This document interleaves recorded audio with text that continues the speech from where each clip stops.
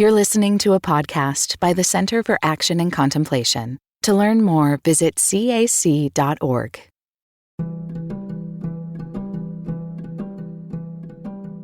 Hi, everyone. I'm Carmen Acevedo Butcher, and welcome to Learning How to See. Because my gentle mother has always modeled loving all people, deeply listening to who each person uniquely is, because of my painful experiences of being treated at school and other places sometimes as less than because of my brown skin, because my father was that conundrum of a brown-skinned Cuban-American racist U.S. citizen, and because growing up I saw how joyful and kind my mother is, as opposed to the unassuageable anger that possessed my father to his grave. I wanted my mother's gentle path for me, and I've always tried to pause when I notice within me when I might be seeing someone less openly and less lovingly than they deserve. As a teacher, too, I want every student to feel heard, seen, and respected. And this regardless of whether they're a great student that semester or not. I want them to feel I have faith in them, want them to honor their voice, want them to succeed, and that I'll work with them. When I began teaching again, a decade plus after I'd left the University of Georgia, I'd been a stay-at-home mom for years. To say I felt out of step with society was an understatement. The last time I'd taught as a teaching assistant for composition courses at UGA, I'd been single and not juggling a family too. So while excited, I was deeply questioning as I began to teach again, can I really do this? Imposter syndrome haunted me then, every step. Not long after I began again to teach, I was surprised by an experience with my own limited vision. A quiet young man in a world lit class simply had long blonde hair that he pulled back into a ponytail. And I was surprised because I'd found myself looking at this student slightly sideways within myself simply because he had a ponytail, and I'd never met a man with a ponytail. However, because as a teacher, I practice getting to know all of my students, I paused within myself to interrogate my hesitation. And when I paused, I realized then I'd inherited without my knowing it my father's frequent criticism of anyone whose hair wasn't as short as his. He was a Korean War Navy veteran, and he rigidly preferred people to resemble his notions of what was correct. I realize now fear was the foundation of my father's disdain. I had expressly never wanted to follow in those footsteps, so I've long embraced teaching as a practice of giving up certain preferences I might have for, say, particular personality types or whatever it might be, where a student's self-expression might differ from mine. It's one reason I gained a curiosity about tattoos when all others my age were thoughtlessly dissing them, and I opted instead to make it a practice to open to these self-expressions and make room for new things.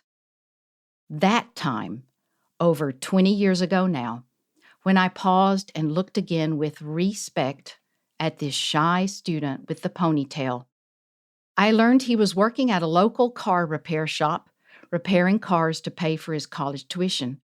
Over time and many classes with me, he turned out to be one of my two best students ever.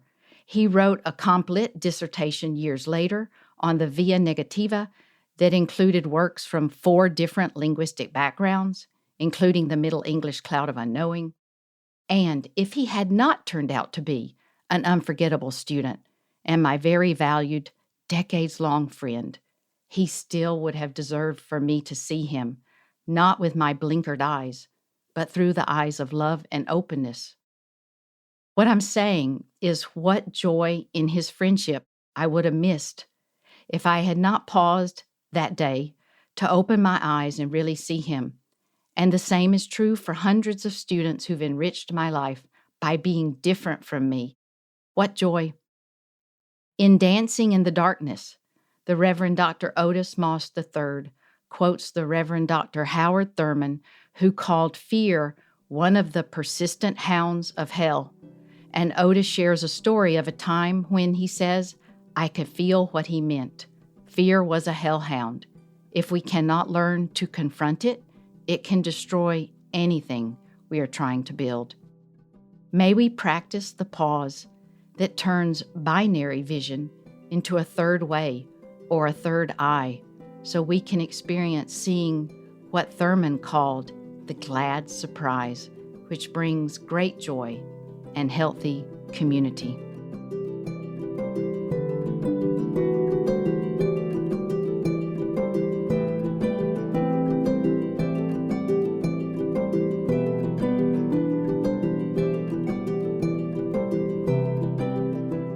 Welcome, everyone, to this episode of Learning How to See. This season, we're talking about what it means to see with eyes of love. There are so many different ways we can look at the world, and the ways we see affects what we see. So our theme is looking with eyes of love, seeing with eyes of love. And we're so happy. Well, first, I'm always happy to have Carmen Acevedo Butcher, my colleague and friend and co-host here.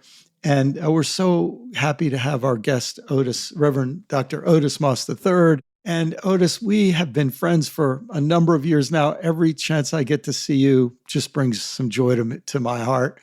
How do you like to be introduced? Would you want folks to know about you? However you want to introduce me, Brian, will be fine.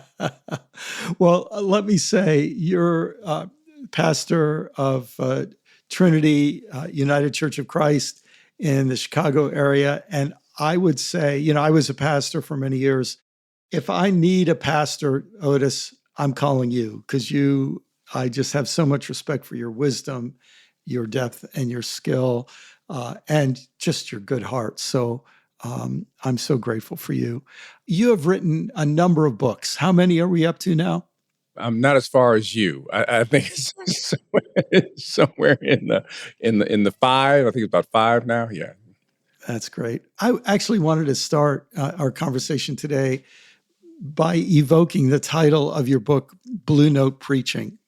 And in that book, you say, America is living in a stormy Monday, but the pulpit is preaching a happy Sunday. And you speak of struggle, the struggle of being, and of course, this is not color radio, so folks will have to take our word for it here. But for you as a Black man in America, you say, it is a strange affair to be Black and live in America. And even stranger to be Black and a person of faith in these yet to be United States. And I wonder if you could just talk about the struggle and maybe the struggle in 2025 as we're having this conversation, what it feels like for you these days, Otis. Well, I just appreciate you bringing that up.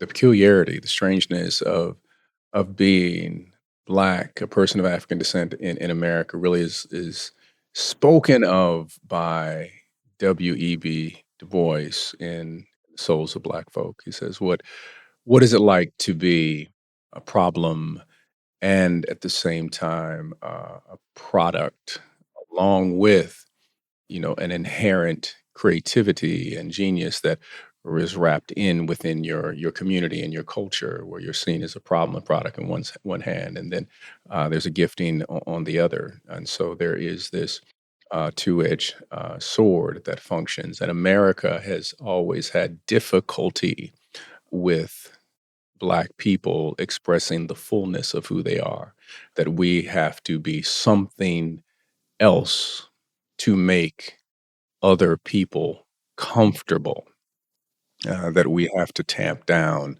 who we are to make other people comfortable. And that is a peculiar place to be. James Baldwin goes into this in The Fire Next Time, talking to his nephew, and saying in a letter, sharing with him about the importance of being fully who you are. And that's the only way that you can shake your dungeon, is to allow God and to speak through the uniqueness of who you are, and not attempt to be an emulation, a copy of anyone else, because copies are always inferior to the original. So the authenticity of you being who you are is a way to escape the dungeon of colonization, of racism, of white supremacy, however you want to frame it. Is being authentically who you are, in the fullness of who you are, is one of the steps to break free of the dungeon. Mm. I mean, that word dungeon is a powerful word. It makes me think also in Blue Note Preaching, you talked about having the blues tattooed on your heart, which to me was a powerful way to say that. Carmen, I'm thinking about you growing up as a brown-skinned girl of Cuban descent in North Georgia as a child, and you felt that in your context. Exactly. I was thinking, Reverend Otis, when you said you have to tamp down, there's that, a woman shouldn't speak up, and especially a brown woman. I think of also how you've written about Reverend Dr. Howard Thurman, who says the gospel is for those whose backs are against the wall, and how in the foreword to that book of 1996, we read that this is more and more people. It's applying to, more and more.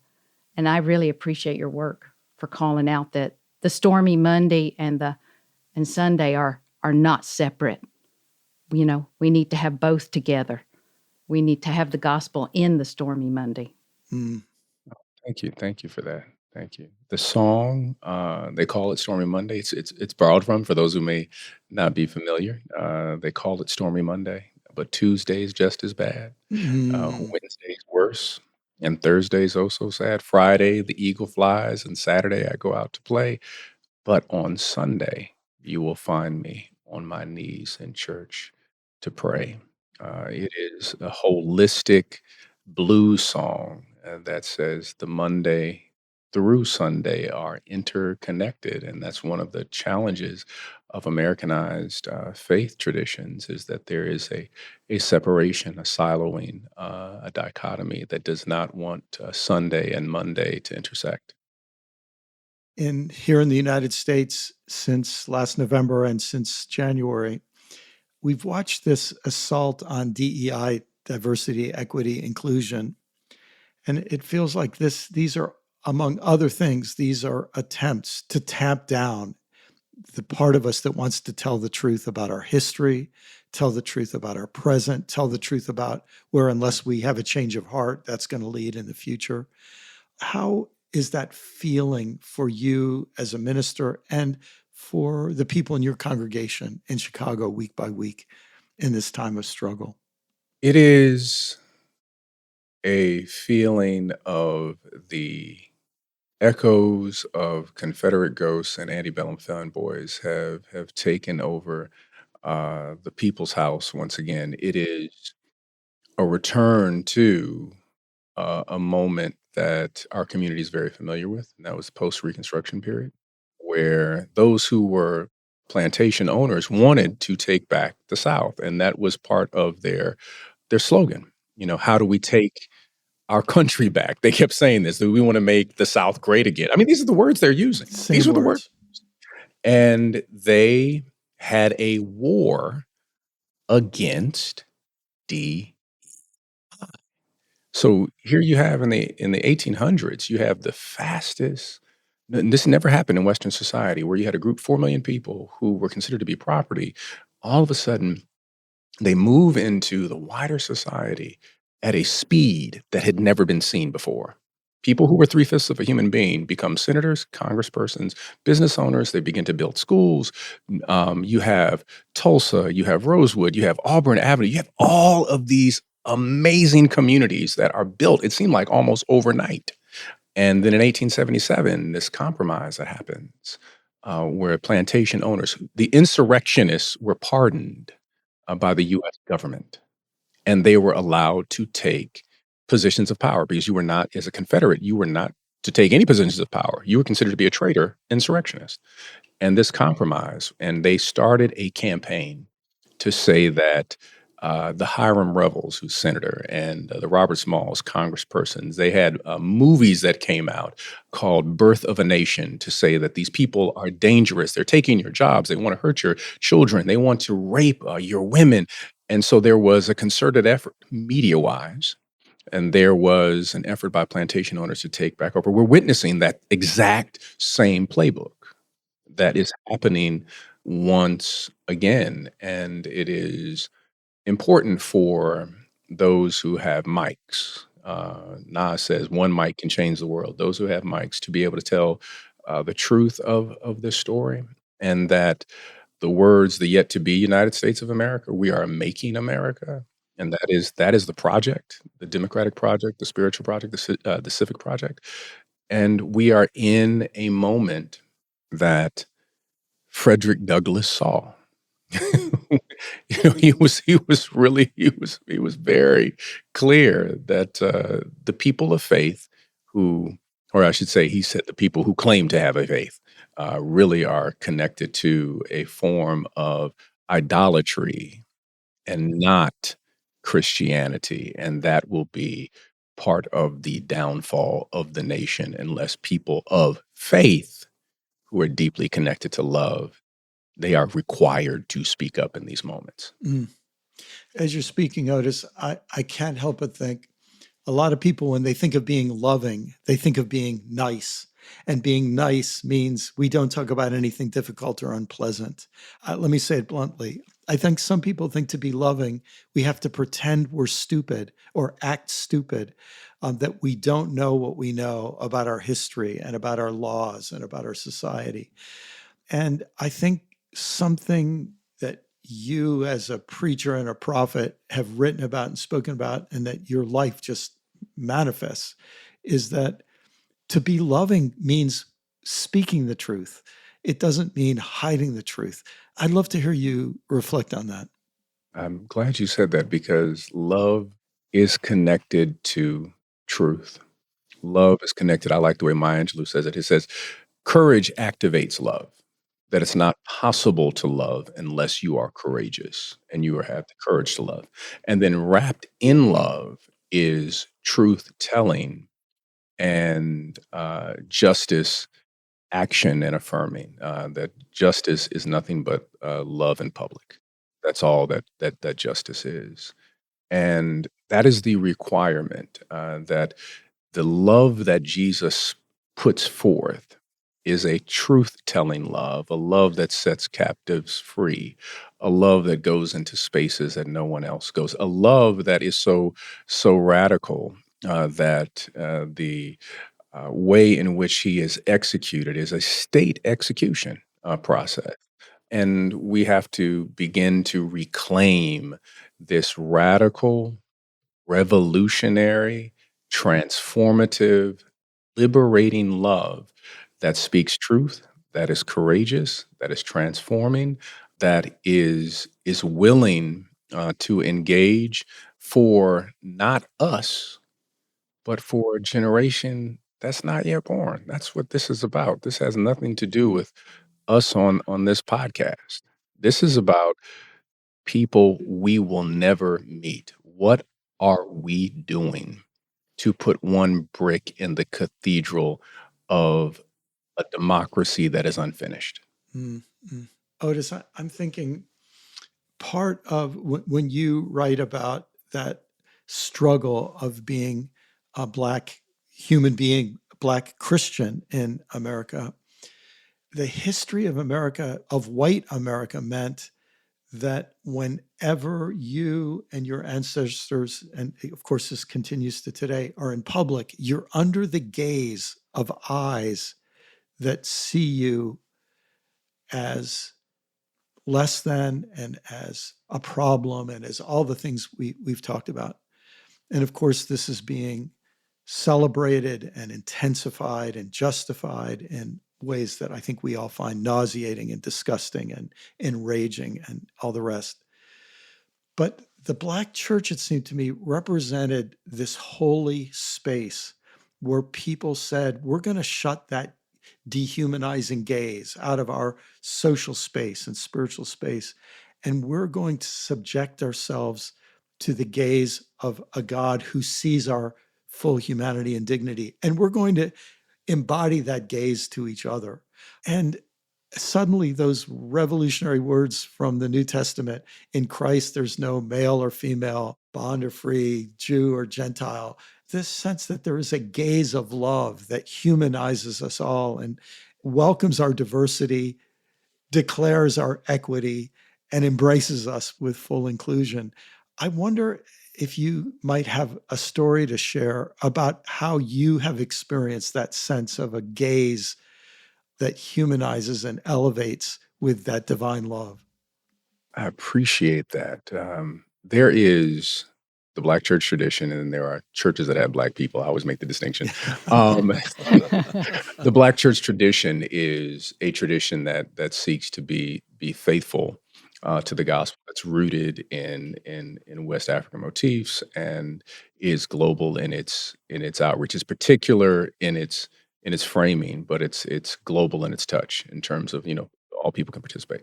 I want to share two things that my father, I remember, he said this about the power of the church that he was a part of in rural Georgia, segregated Georgia, lynching rural Georgia, Troup County, actually. He always clarifies it's not LaGrange, it's Troup County. He said LaGrange was the city.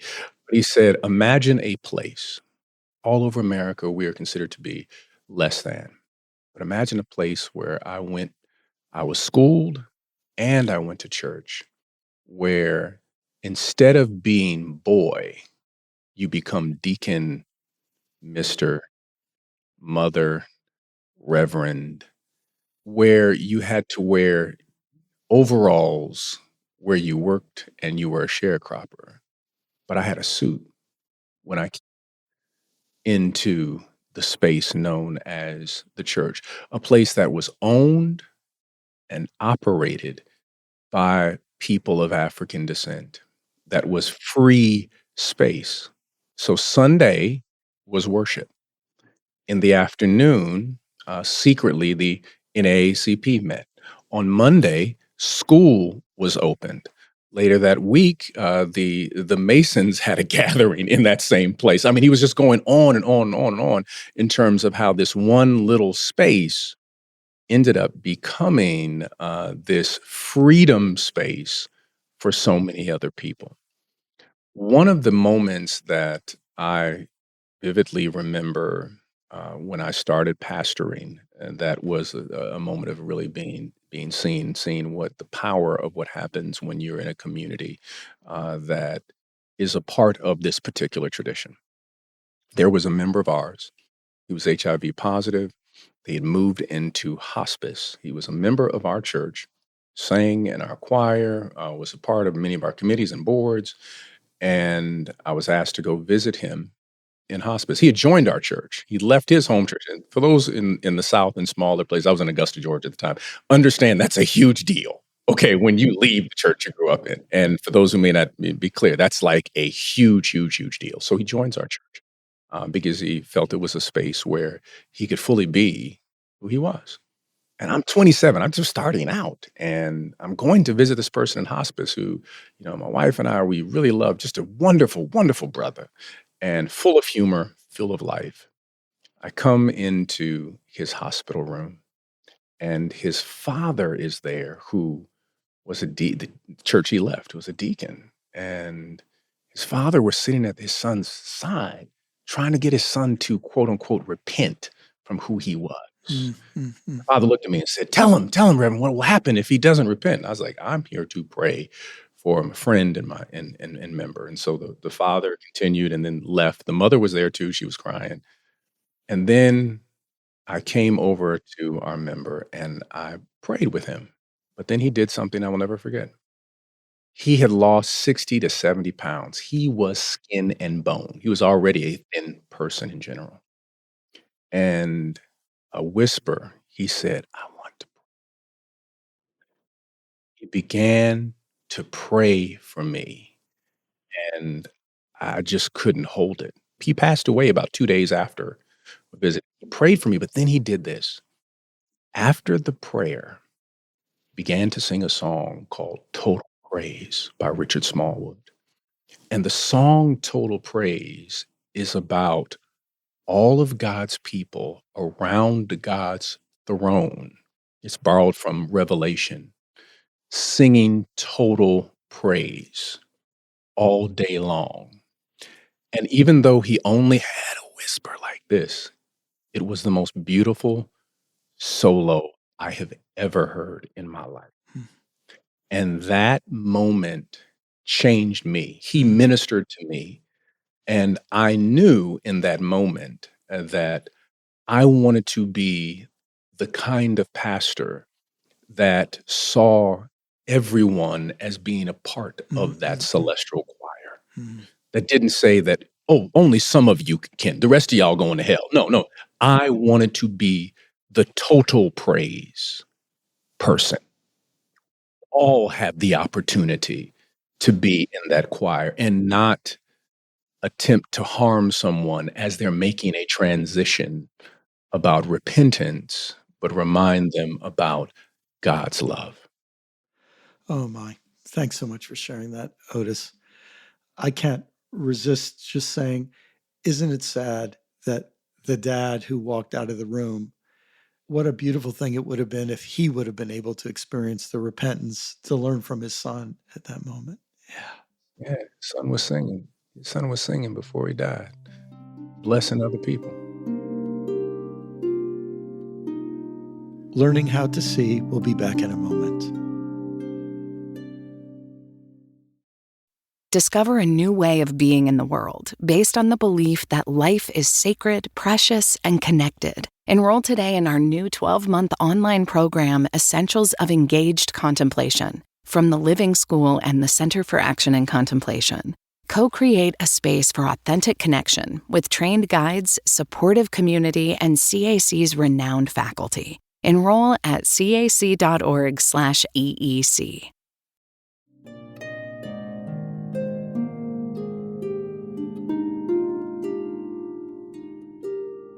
You're invited now into a gentle space of 5 minutes pause to practice self-compassion and others' compassion. All of us together will take time to remember we're all connected to each other in myriad mysterious ways, just like trees are through mycelium, the tiny threads that interweave with tree roots to create mycorrhizal networks that share water, nitrogen, carbon, other minerals.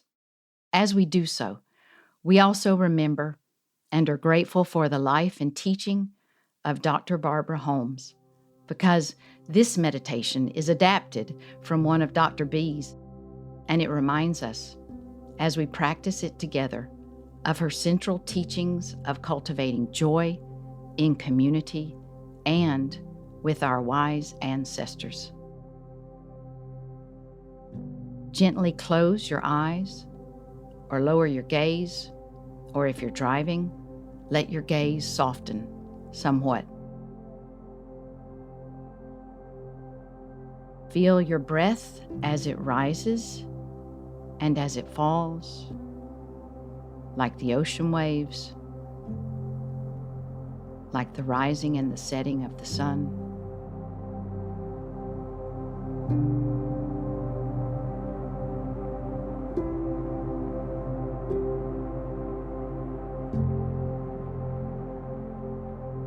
Where is your pain?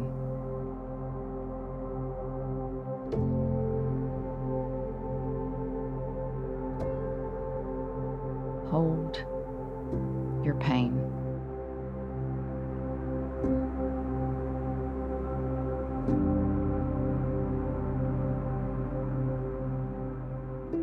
Where is the pain of another?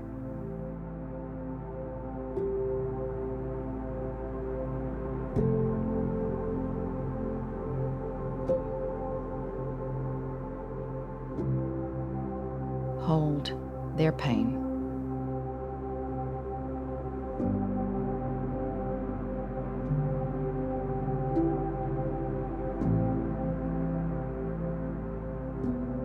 Where are we two connected?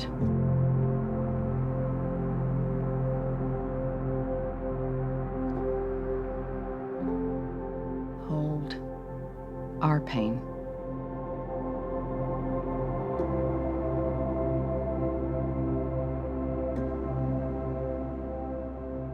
Notice any anxiety around your heart and let it melt.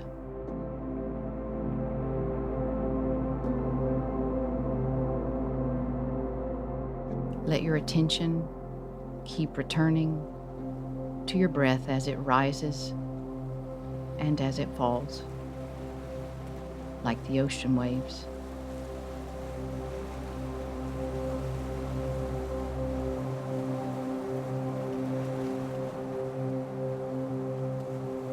Where is your joy?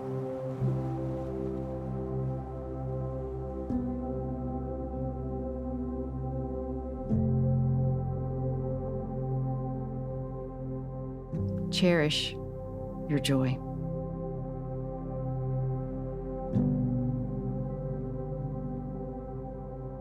Where is the joy of another?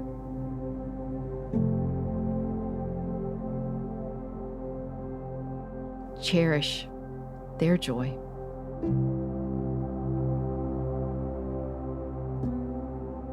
Where are we two connected?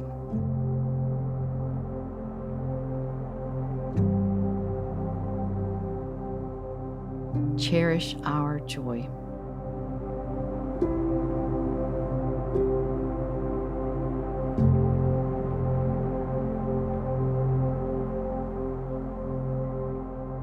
May we remember our shared experience. May we choose awareness of our deep connections. May this show as we see through the eyes of love and care for each other. May we all say together, I am my neighbor, and my neighbor is me.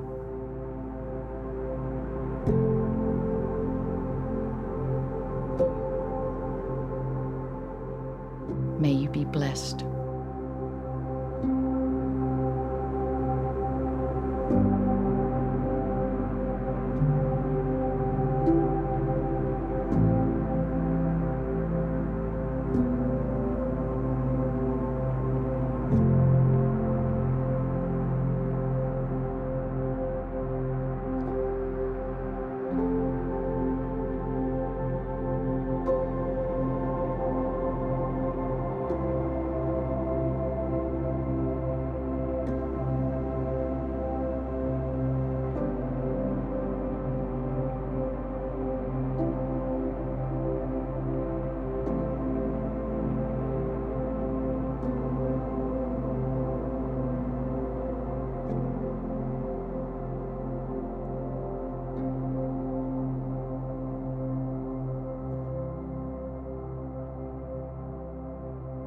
One of the parts of your teachings that I really appreciate is that you reference your father often in his leadership in the South. And since I've spent a lot of my growing up years in Georgia, I really appreciate his courage and your mother's and their wisdom. And you talk about his rural background and how there is love and struggle, and they both go together. And one of the images that he uses that you pass on to everyone and share is the chrysalis and how the butterfly has to struggle to get out. So I was wondering if you would, Reverend Otis, talk with us a little bit about how you have a story or how you have struggled to see with the eyes of love on some occasion. For me, one of the moments that helped me to see in a unique way, in a new way, is really through the relationship with my sister, who is no longer living. My sister struggled with mental health issues. Specifically, she was a paranoid schizophrenic, and she was 9 years my senior. I thought, the sun rose and set upon her. She was brilliant. The reason that, I know anything about James Baldwin, Zora Neale Hurston, that W.E.B. Du Bois, all these are the people she read to me when I was a kid. She's like, "I'm not gonna read to you if you" she was my babysitter. "I'll read to you if you go to bed, but I'm gonna read to you what I wanna read," and so she's like reading James Baldwin. I didn't know what it was. But, when I ended up going to college, I'm like, "That sounds really familiar." Didn't know that she was just, like, pouring all this literature and poetry into me, and it took a while to understand this. Her suicide crushed me. I mean, crushed me, and I leaned into my trauma thinking and viewing my sister through the lens of the trauma. It took me a minute, some time to be able to see the gift that she had given me. My love of poetry, the love of literature, the movies. She took me to the movies like every Friday night, and the reason that I like Baskin Robbins chocolate chip ice cream was because of her. But I had to reassess my relationship. I viewed her through the eyes of trauma, and that did not help me to see her beauty. But once I step back and say that the trauma was not all she was. She graduated from Spelman College, then from Kent State University, and specialized in teaching children who were differently abled, was a magnificent poet and writer. And the moment that I stepped back and no longer looked at her life through the pain of my trauma, I was able to see the beauty of my sister. Oh, that's so powerful. And I really love your sharing about how she introduced you to Zora Neale Hurston, James Baldwin. All the best of the best. That's beautiful. Thank you so much, Reverend Otis. I feel that so powerfully. That is what we're all about this season, is what brings the change in us so that we see what we couldn't see before. And in some ways, it's mysterious, isn't it? We don't know exactly how it happens, but it happens. Yeah, it's a strange road. Mary Oliver talks about this wonderful little short poem. She said, "Things take the time they take. How many roads did Saint Augustine have to walk before he became Saint Augustine?" It's like things take the time they take. And Howard Thurman puts it this way. He says, "Sometimes it will take a year. Others, it will be 30 to 40 years before you realize what you thought was a burden was actually a blessing. And you're given new eyes to see an old situation. But it's a path that we take." He goes on to say that God places a crown above our heads. We will spend the rest of our lives growing tall enough to wear.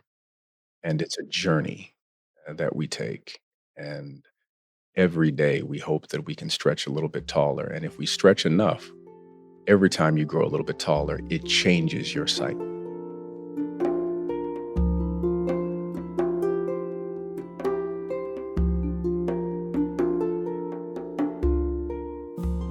Thank you for listening and for your beautiful presence here.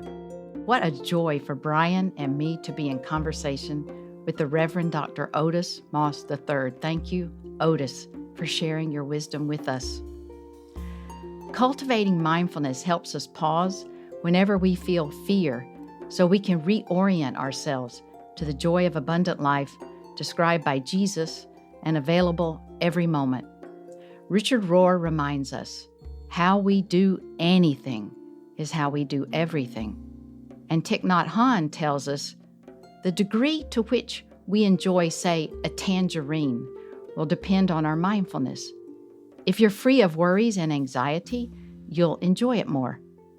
If you're possessed by anger or fear, the tangerine may not be very real to you. He tells the story of one day offering a number of children a basket filled with tangerines, and it was passed around, and each child took one tangerine and put it in their palm. And Thich Nhat Hanh says, we each looked at our tangerine, and the children were invited to meditate on its origins. They saw not only their tangerine, but also its mother, the tangerine tree. With some guidance, they began to visualize the blossoms in the sunshine and in the rain. Then they saw petals falling down and the tiny green fruit appear. The sunshine and the rain continued, and the tiny tangerine grew. Now someone has picked it, and the tangerine is here. After seeing this, each child was invited to peel the tangerine slowly, noticing the mist and the fragrance of the tangerine, and then bring it up to their mouth and have a mindful bite in full awareness of the texture and taste of the fruit and the juice coming out. We ate slowly like that. Each time you look at a tangerine, you can see deeply into it. You can see everything in the universe in one tangerine. When you peel it and smell it, it's wonderful. You can take your time eating a tangerine and be very happy. So our gentle homework is for each of us to write down Richard's wisdom. How we do anything is how we do everything. And then to set aside a time to eat a piece of fruit or something else and eat it mindfully, seeing it through the eyes of love, the way Thich Nhat Hanh guided those children and us. Then write down a few words of what you noticed as you took the time to do this. And we close with a meditation from Dancing in the Darkness. Its Blue Note preaching wisdom encourages us, as the Reverend Dr. Otis Moss III reminds us, to keep returning to love and to seeing with the eyes of love. Otis writes, "From the pulpit that Sunday, I told the congregation, night comes in all of our lives, but night is temporary. We must learn to dance in the darkness until morning."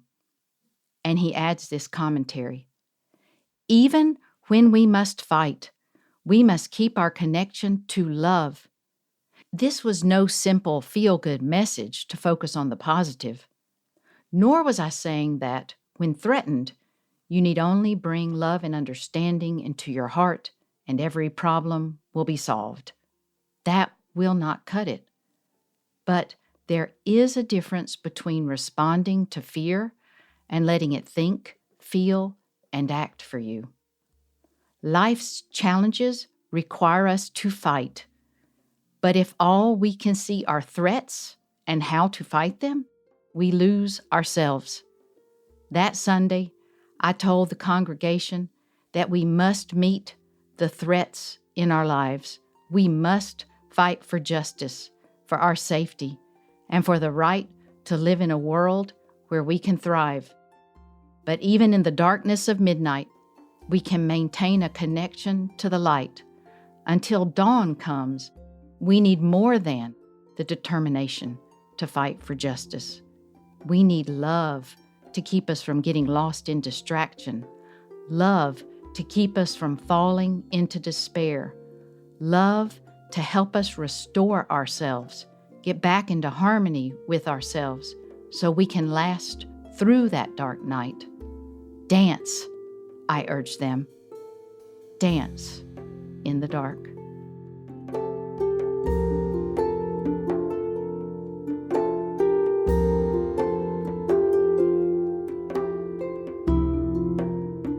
Big thanks to Corey Wayne, Dorothy Abrams, and Vanessa Yee, who produce Learning How to See. Thanks to April Stace for her musical support. This episode was edited and mixed by the team at Sound On, Sound Off. To learn more about their work, visit soundonsoundoff.com. Thanks to the Center for Action and Contemplation for making Learning How to See possible. And special thanks to you for your investment of time.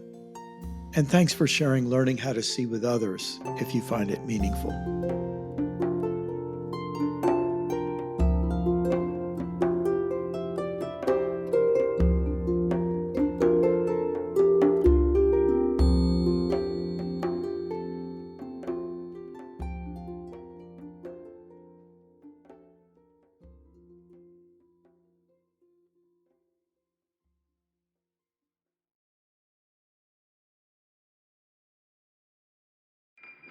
Do you feel called to walk a more contemplative path?